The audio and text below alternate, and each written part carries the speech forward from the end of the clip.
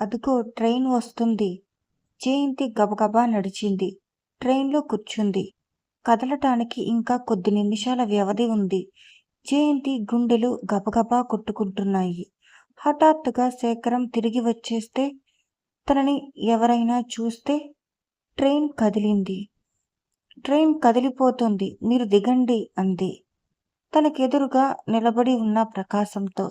అప్పటికే ట్రైన్ కదిలింది. దిగండి దిగండి ఆత్రంగా అంది. ప్రకాష్ కంగారు పడలేదు, కదల్లేదు. ప్యాంట్ జేబులో నుంచి సిగరెట్ తీసి వెలిగించుకుంటూ, నేను వస్తున్నాను. ముక్కు మొహం తెలియని సిటీకి మిమ్మల్ని ఒంటరిగా పంపటం నాకిష్టం లేదు అన్నాడు. జయంతి కళ్ళు పెద్దవి చేసుకుని చూడసాగింది. భయపడకండి, మీకక్కడే అన్ని సదుపాయాలు చూసి తిరిగి వచ్చేస్తాను అన్నాడు ఎదురుగుండా. బెర్త్ మీద కూర్చుంటూ. ట్రైన్ పూర్తి వేగంతో చకచకా వెళ్ళిపోతుంది. వెనక్కి తల ఆంచి కూర్చున్న జయంతి బయటికి చూస్తుంది. గాఢాంధకారంలో అభాగ్యుల జీవితంలో ఆత్మీయుల్లా దూరంగా ఎక్కడో ఒకటి అరనక్షత్రం మినుకు మినుకుమంటోంది. ఆ కాస్త కాంతి కూడా నిలవటం లేదు. ట్రైన్ ప్రక్కకి తిరగటంతో ముందుకు సాగటంలో ఒకసారి తళుక్కుమని వెంటనే మాయమవుతుంది. ఎంత టైం గడిచిందో స్పృహ లేదు. జయంతికి ఎదురుగా కూర్చుని ఉన్న ప్రకాశం లేచి క్రింద ఉన్న బెడ్డింగ్ లాగి పరవటం ప్రారంభించాడు. జయంతి కూర్చున్న సీటు మీద ఒక అరవావిడ 10-12 చిన్నపిల్ల తప్ప ఇంకెవరూ లేరు. ప్రకాశం పక్కన 3 మగవాళ్ళున్నారు. చలేస్తుంది, తనలో తను అనుకుంటున్నట్టుగా అన్నాడు ప్రకాశం. అప్పటికే అతని శరీరం వణుకుతోంది. పళ్ళు పటపటలాడుతున్నాయి. బెడ్డింగ్లోంచి రగ్గు ఒకటి యువతలకు లాగాడు. అయ్యో, అదేమిటి అంత వణుకుతున్నారు? చలిజ్వరమా? జయంతి ప్రక్కన కూర్చున్నావిడ అడిగింది. జయంతి మాట్లాడలేదు. ప్రకాశం రగ్గు తీసి ఒంటి నిండా కప్పుకొని ముడుచుకుపోయి కూర్చున్నాడు. అరే, అక్కడెలా కూర్చుంటారు? ఇటు వచ్చి పడుకోండి, మేము అటు కూర్చుంటాం సానుభూతిగా అంది అరవావిడ. అందరూ జయంతి వైపు, ప్రకాశం వైపు మార్చి మార్చి ప్రశ్నార్థకంగా చూస్తున్నారు. రండి, పర్వాలేదు. అరవావిడ లేచి నిలబడటంతో అతను థ్యాంక్స్ చెప్పి జయంతి వైపు వచ్చాడు. తూలి పడబోయిన అతని ప్రక్కనున్న ఒకతను చెయ్యి ఊతం ఇచ్చి నిలబెట్టాడు. ప్రకాశం వచ్చి ఆమె బెర్తు మీద పడుకున్నాడు. ఏం చేయటానికి తోచక ఇంకెక్కడ కూర్చోవటానికి స్థలం లేకపోవటంతో జయంతి లేచి నిలబడి చుట్టూ చూడసాగింది.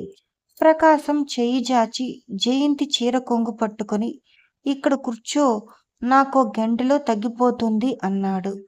మరెక్కడా స్థలం లేకపోవటంతో ఆమెకు అతని ప్రక్కన కూర్చోక తప్పలేదు.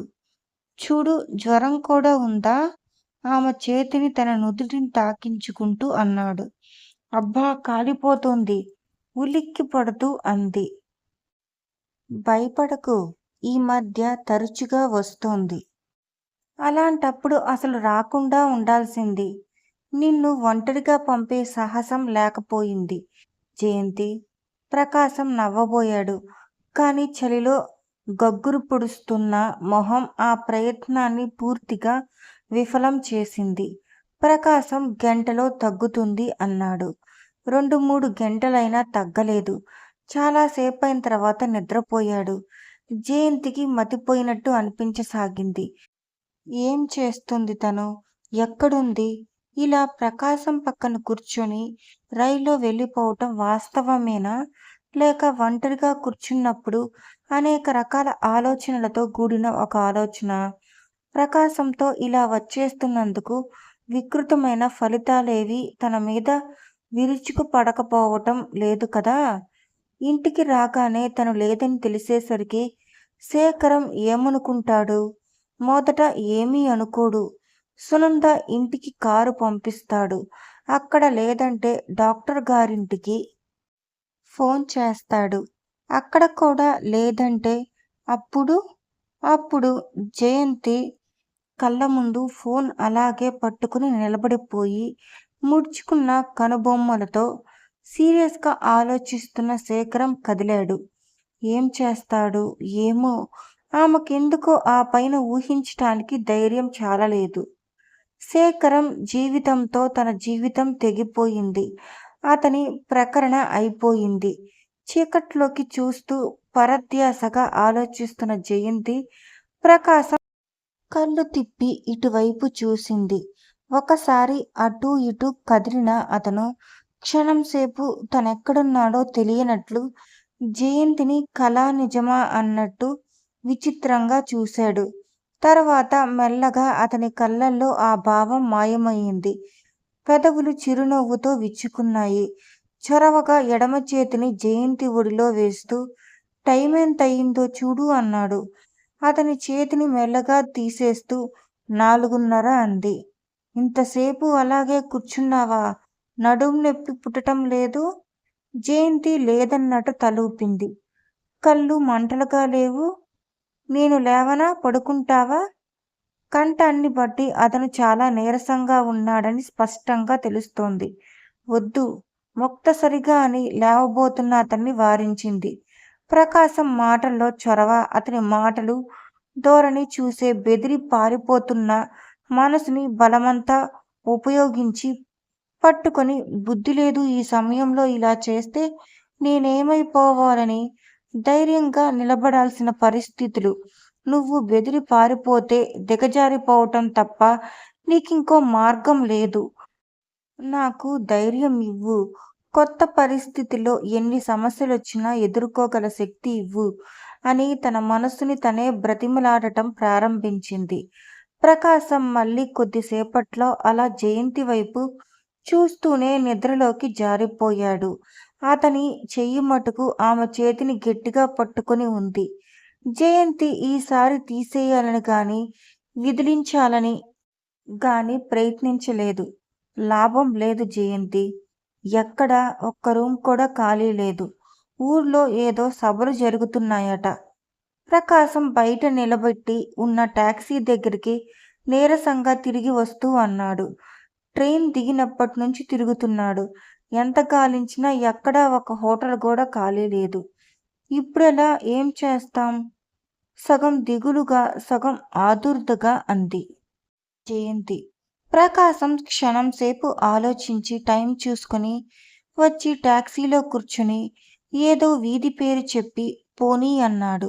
ఎక్కడికి? అంది జయంతి. ప్రసాద్ అని నా స్నేహితుడొకడున్నాడు, అతని దగ్గరికి. పర్వాలేదా? కంగారుగా అంది. అతనుంటే పర్వాలేదు. పెళ్లి పెటాకులు కాలేదు. ఒంటరిగానే కాబట్టి అంత ఇబ్బంది లేదు.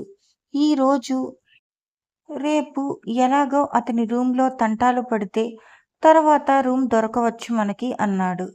ఇద్దరి మధ్య నిశ్శబ్దం ఏర్పడింది. టాక్సీ చిన్నగా ఉన్న ఓ సందులోంచి మలుపు తిరుగుతుండగా వాడు డాక్టర్. క్షణం తీరుబడి ఉండదు. ఇంట్లో ఉన్నాడో లేడోనని నా భయం అన్నాడు. వాళ్ళ అదృష్టం. ప్రసాద్ అనే అతను ఇంట్లోనే ఉన్నాడు. మొదట ప్రకాశం మాట్లాడి వచ్చి జయంతిని దిగమన్నాడు. ప్రసాద్ అనే అతను ప్రకాశం కంటే పొట్టిగా, బక్కపల్చగా, తెల్లగా ఉన్నాడు. కళ్ళజోడు, జేబు రుమాలుతో తుడుచుకుంటూ జయంతికి నమస్కారం చేసి రండి అన్నాడు. టాక్సీ వాడికి డబ్బిచ్చేసి ప్రకాశం ప్రసాద్ మంచం మీద కూలబడుతూ, బాయ్, 5 నిమిషాల్లో అరకప్పు కాఫీ ఇప్పించకపోతే అమాంతం ప్రాణాలు పోతాయి. ఆ తర్వాత నీ ఇష్టం అన్నాడు. డాక్టర్ గదుల్లో ప్రాణాలు పోవటం అంత సులభం కాదు. ఎటు చూడకుండానే నవ్వుతూ అని ఫ్లాస్క్ ఇచ్చి బాయ్ని పంపాడు. ఒకే ఒక రూమ్, పెద్దగా విశాలంగా ఉంది. దాన్నానుకుని ఉన్న బాత్రూమ్ అవి ఉన్నాయి. ప్రసాద్ ప్రకాశంలో చొరవ మనిషి కాదు. నిదానస్తుడు. ఆడవాళ్ళతో మాట్లాడాలంటే బిడియపడే మనిషిలా కనిపించాడు. డాక్టరుగా చేసే అతనికి ఇలాంటి స్వభావం ఉంటే కొంచెం కష్టమే. ప్రసాద్ గది చూసిన తర్వాత హోటల్లో గది దొరక్కపోవటం అనేది కేవలం తన అదృష్టం అనుకుంది జయంతి. లేకపోతే ప్రకాశంతో ఒంటరిగా భగవాన్. జయంతి శరీరం భయంతో జలధరించింది. ఒక గంట పోయిన తర్వాత ప్రకాశం వాళ్ళకి అన్నీ చూపి కేసు ఒకటి ఉంది, చూసి ఇప్పుడే వస్తానని ప్రసాద్ వెళ్ళిపోయాడు. ప్రకాశం నీరసంగా పడుకొని ఉన్నాడు. అతని ధోరణి చూస్తే మళ్ళీ చలి జ్వరంతో వచ్చేటట్టుంది. జయంతి కుర్చీలో కూర్చుని ఎప్పటిదో పాతది ఫిలింఫేర్ తిరగేస్తుంది. జయంతి, ప్రకాశం పిలిచాడు. జయంతి తల తిప్పి ఏమిటన్నట్టు చూసింది. నువ్వేమీ అనుకోనంటే ఒక మాట చెప్తాను. ఏమిటది? ప్రసాద్ అపార్థం చేసుకోకుండా ఉండేందుకు నేను ఆగిపోయాడు. జయంతి చూస్తుంది. నేను మనిద్దరం పెళ్లి చేసుకోబోతున్నామని చెప్పాను. ప్రకాశం ఇప్పుడు జయంతి వైపు చూడటం లేదు. పై కప్పుకేసి చూస్తూ, మన పెద్దవాళ్ళకి ఇష్టం లేదని, అందుకే ఇలా పారిపోయి వచ్చామని చెప్పాను అన్నాడు. ఇద్దరి మధ్య నిశ్శబ్దం ఏర్పడింది. జయంతి మళ్ళీ పుస్తకంలోకి చూస్తుంది. ఈసారి అక్కడ బొమ్మలు కాని అక్షరాలు కాని కనిపించటం లేదు. అంతా అలుక్కుపోయినట్టు వాటి మధ్య ప్రకాశం మొహం కదిలి బెదిరిస్తున్నట్టు ఉంది. నీకు కోపం రాలేదు కదూ? కోపం ఎందుకు? అంతకంటే ఏం మాట్లాడాలో తోచలేదు. అంటే అంటే పరిస్థితులతో పెనుగులాట ప్రారంభమైందన్నమాట. లోపల ఎంత అల్లోకల్లోలంగా ఉన్నా పైకి నిశ్శబ్దంగా ఉండాలి. తన మనసులో అలజడి ఎవరూ గుర్తించకూడదు. ఆ విషయంలో జాగ్రత్త పడాలి. ముందు ప్రకాశం మళ్ళీ మాట్లాడుతున్నా, కోపం రాకపోవటంతో నువ్వు నాతో ప్రసాద్ ఉండగా కాస్త చనువుగా మెలగాలి. అలా అంటీ ముట్టనట్టు ఉంటే అతనేమైనా అనుకుంటాడు. జయంతి సమాధానం ఇవ్వలేదు. ఏమంటావ్? సరే, కొంచెం ఆ రగ్గు ఇలా ఇస్తావా? నాకు మళ్ళీ చలి వస్తుంది. జయంతి లేచి నిశ్శబ్దంగా రగ్గు తెచ్చి ఇచ్చింది. ప్రకాశం కప్పమన్నట్లు చూచాడు. కప్పింది. వెంటనే రగ్గు కప్పుతున్న చేతిని తన 2 చేతులతో గట్టిగా పట్టుకున్నాడు. జయంతి నిశ్చలంగా చూడసాగింది. జయంతి, నన్ను పెళ్లి చేసుకుంటే ఏమవుతుంది? అతని ధోరణి బట్టి ఇలాంటిదేదో అడగబోతున్నాడని జయంతి మనసు ముందే పసిగట్టింది. చెప్పు, నీకేదైనా ఉద్యోగం దొరుకుతుందనుకో. నిజమే, కానీ ఎక్కడుంటావ్? నీలాంటి అందమైన ఆడపిల్లలు ఒంటరిగా ఉండే రోజులా ఇవి? అందం అంతవికారం అన్న ప్రశ్న కాదు. అసలు ఆడపిల్లలు ఒంటరిగా ఉండే రోజులా ఇవి? ఈ రోజులు కాదు. అసలెప్పుడు ఒంటరిగా ఉన్నారు? ఉంటే వాళ్ళ జీవితాలు ఈ మగవాళ్ళ నుంచి భద్రంగా ఎప్పుడు గడిచాయి? ప్రకాశం జయంతి చేతిని పట్టుకుని దగ్గరికి లాక్కోవాలని చూస్తున్నాడు. జయంతి విదిలించుకోబోయి లోపలై వెనక్క తలుపు చప్పుడైంది. ఇద్దరూ వెనక్కి తిరిగి చూశారు. ప్రసాద్ లోపలికి వచ్చాడు. అయినా వెంటనే ప్రకాశం జయంతి చేతిని వదల్లేదు. తనే మెల్లగా విడిపించుకుని యువతలకి వచ్చింది. సారీ బ్రదర్, ఇబ్బందిగా చూస్తూ అన్నాడు ప్రసాద్. పర్వాలేదులే, కళ్ళల్లో ఏ భావం కనపరచకుండా అన్నాడు. పడుకున్నావేం? దగ్గరగా వస్తూ అడిగాడు. చలిగా ఉంది. రగ్గు కప్పుకొని పడుకున్న ప్రకాశాన్ని పరీక్ష చేసి ఏదో మందిచ్చాడు. జయంతికి ఆ రాత్రి నిద్ర పట్టలేదు. వెంటనే శేఖరానికి ఉత్తరం వ్రాసేయాలనిపించింది. కానీ వస్తాడా? ఇలా ఆవేశంతో వచ్చేసింది అంటే ఏమీ అనుకోడు. ఈ వార్త తెలియగానే రేఖారాణి, మిస్సెస్ కరుణాకరం ఎంత సంతోషిస్తారు. శేఖరం దగ్గరికి తను వెళ్ళలేదు. ఒకసారి తెంచుకుని వచ్చేసిన తర్వాత మళ్ళీ వెనక్కి వెళ్ళటం ఎలా? కొద్ది రోజులు గడిచిపోతే శేఖరం జీవితంలో రాజీపడి ప్రమీలని పెళ్లి చేసుకుంటాడు. తను రావటం మూలంగా చెల్లాచెదురైపోతుందనే బాధ తనకి గాని అతనికి గాని ఎవరికీ ఉండదు. జయంతి కళ్ళు మంటలెక్కుతున్నాయి. మనసంతా బరువుగా ఉంది. ఆ రాత్రి కళ్ళ మీదకి కునుకన్న మాటే రాలేదు. తెల్లవారింది. ప్రసాద్ ముందు ఫలితమో లేక రాత్రంతా బాగా నిద్రపోవటం వలనో ప్రకాశం హుషారుగా లేచాడు. స్నానం చేసి బట్టలేసుకొని బయటికి వెళ్ళిపోతూ జయంతి దగ్గరికి వచ్చి, ఈరోజు ఎక్కడైనా సరే మనకి గది సంపాదించుకొని గాని తిరిగి రాను చూడు అన్నాడు. ఇక్కడ బానే ఉందిగా, ఇప్పుడు తొందర దేనికి? భయంగా అంది. ఎన్ని రోజులుంటాం? వాడికిబ్బంది కదూ! ప్రాణ స్నేహితుడు, పరవాలేదన్న మనిషి ప్రకాశం వెళ్ళిపోయాడు. ప్రసాద్ కూడా వెళ్ళిపోయాడు. గదిలో ఒంటరిగా కూర్చున్న జయంతి భయంతో, దిగులుతో కృంగిపోసాగింది. సాయంత్రం అవుతున్నా ప్రకాశం ఇంటికి రాలేదు. అంటే రూమ్ విషయం సాధించి తీరాలని పట్టుదలగా తిరుగుతున్నాడన్నమాట. ఈ రాత్రికి హోటల్కి వెళ్ళక తప్పదు. ప్రకాశంతో ఒంటరిగా గడపక తప్పదు. తనెంత బుద్ధిలేంది, ఎంత పొరపాటు చేసింది. శేఖరానికి దూరంగా వెళ్ళిపోవాలనుకుంది కానీ జీవితాన్ని కూలదోసుకోవాలని, ప్రకాశం లాంటి మనిషితో పరిచయం ఏర్పరచుకోవాలని కానీ అనుకోలేదే. ఇప్పుడేం చేయటం? జయంతికి అప్పుడే కళ్ళు తెరిచినట్టు, ప్రపంచంలోని వ్యక్తులను గుర్తిస్తున్నట్టు అనిపించసాగింది.